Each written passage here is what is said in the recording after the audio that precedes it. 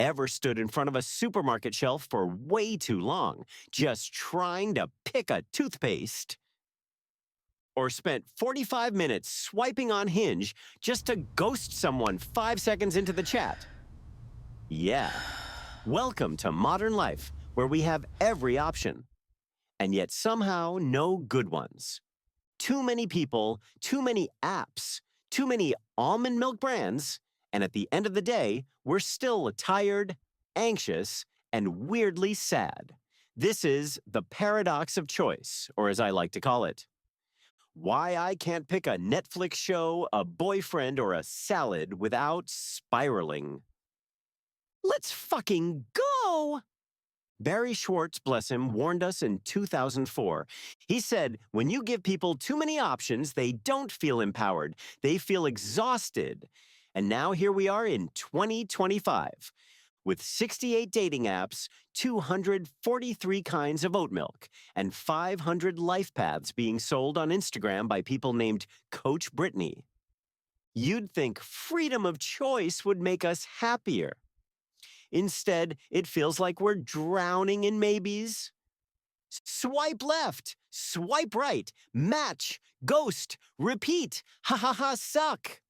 Right, we don't date people anymore. We date potential, and then we ditch them when someone hotter, taller, emotionally unavailabler pops up on the algorithm. More choices not equal better life. It just means we're always wondering if we picked the wrong shit. Schwartz gives the perfect example. Going to the store used to mean picking a toothpaste. Now it's an existential crisis. Do I want whitening? Do I want fluoride? Do I care about Himalayan salt charcoal foam technology? This is decision fatigue. Your brain doesn't have unlimited battery life. So when you spend 2 hours comparing backpacks on Amazon, you've got nothing left for big decisions. Like, should I move cities? Should I end this relationship? Should I eat real food today? Spoiler, you're gonna DoorDash wings and binge old episodes of The Office instead. There are two types of people: satisficers. This is good enough. Let's roll.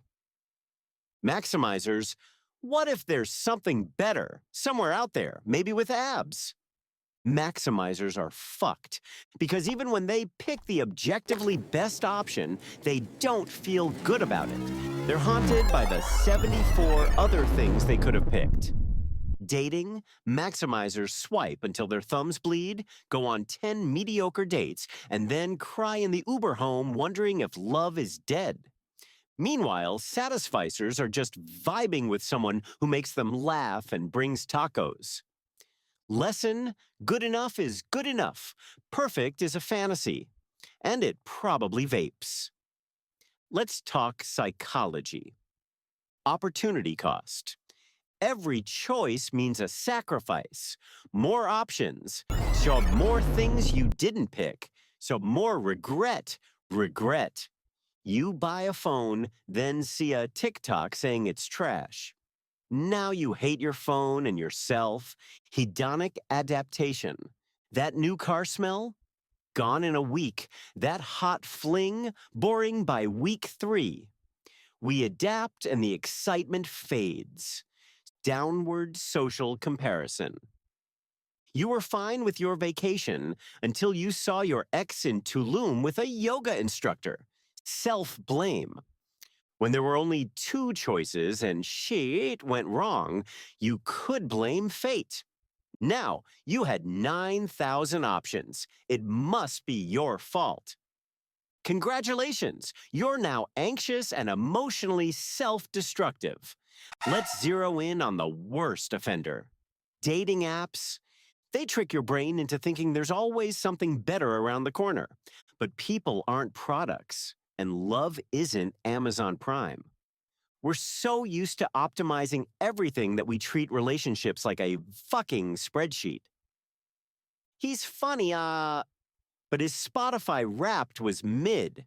She's cute, but uses astrology apps too seriously, so we keep swiping and swiping and slowly become people who can't commit to anything. If you're wondering why dating feels soulless, It's not you. It's the algorithm.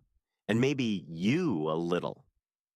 All right, now that we're all sufficiently depressed, here's how we fight back. Limit your choices on purpose. Filter your Tinder. Stop scrolling endlessly on Amazon. Hell, pick 3 restaurants and rotate them like a damn adult. Satisfice more. Ask yourself, does this meet my needs? If yes, done. Move on. Life's too short to read 92 Yelp reviews for a sandwich. Make decisions final. Don't keep one foot in every option. Commit and let your brain breathe. Gratitude over regret. Celebrate what is, not what could have been. Your current life might not be perfect, but it probably doesn't suck as much as you think. Unplug the algorithm. You don't need 1,000 choices. You need clarity and maybe a nap. So yeah, modern life is wild. We were promised freedom, but we got option paralysis and weird TikTok ads instead. But if you learn to say, this is enough, you get your time back, your peace back, maybe even your dating sanity back. Because in the end, the best choice is the one you stop second guessing.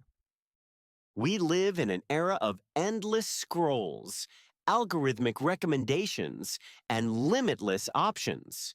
But all that abundance has a cost. The real freedom? It's not having every option. It's knowing when to stop looking. The goal isn't to find the perfect thing. It's to find something good and feel good about it. That's the paradox, and it's never been more relevant. If this hit too close to home, hit the like button. And if you've ever ghosted someone over a mildly annoying bio, si are, subscribe. You belong here. Welcome to the Club of Recovering Maximizers. We have cookies, and we pick them in under 30 seconds. Thank you for watching.